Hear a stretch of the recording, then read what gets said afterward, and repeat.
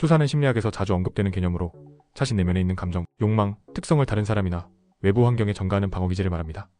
간단히 말해 자신의 생각이나 감정을 인식하기 어려울 때 그것을 다른 대상에게 투영하여 스스로를 보호하려는 무의식적 행위입니다. 이런 투사는 우리가 정신적으로 균형을 유지하고자 할 때 자연스럽게 나타나지만 때로는 인간관계나 자기의 혼란을 가져오기도 합니다. 투사는 프로이트의 정신분석 이론에서부터 시작하여 다양한 심리학적 맥락에서 다뤄졌습니다.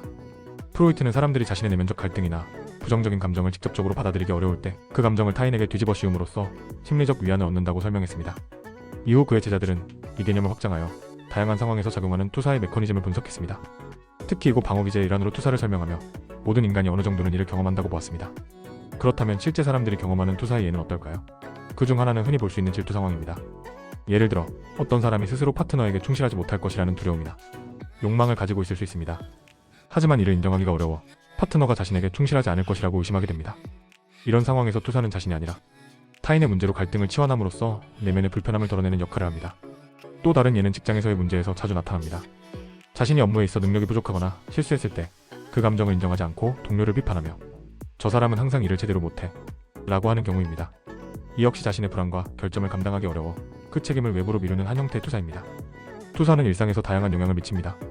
개인적인 관계에서 갈등을 일으키는 주요 원인 중 하나로 작용할 수 있으며 이는 결국 신뢰를 깨뜨리고 불화를 야기합니다. 또한 이는 자기애와 성장에 방해 요인될 때도 있습니다. 투사를 통해 자신의 본질적인 문제를 직시하지 못하면 그 문제를 해결할 기회를 놓치게 되는 것이죠. 사회적인 맥락에서도 투사는 그룹이나 집단 간의 갈등을 심화시키는 요소가 될 수 있습니다. 예를 들어 특정 집단이 자기 공동체의 문제를 외부 집단에 투사하며 책임을 전가하는 경우를 떠올려 보세요. 이런 현상은 사회적 대립과 소외를 심화시킬 뿐 아니라 올바른 해결책을 찾는 데 매우 방해가 됩니다. 그렇다면 이런 투사를 어떻게 해결하고 관리할 수 있을까요? 가장 중요한 것은 자기 자신에 대한 성찰 능력을 기르는 것입니다. 먼저 자신이 타인에게 던진 비난이나 의혹이 사실상 자신의 내면적 문제에서 나온 것이 아닌지 되돌아볼 필요가 있습니다. 두 번째는 대화를 통해 오해를 해소하는 것입니다. 투사를 통해 발생한 갈등은 열린 대화를 통해 서로의 관점을 명확히 할 수 있습니다. 마지막으로 자신이 느끼는 부정적인 감정들을 인정하는 용기가 필요합니다. 이는 특정 문제를 진정으로 해결할 수 있는 첫걸음이 될 수 있습니다.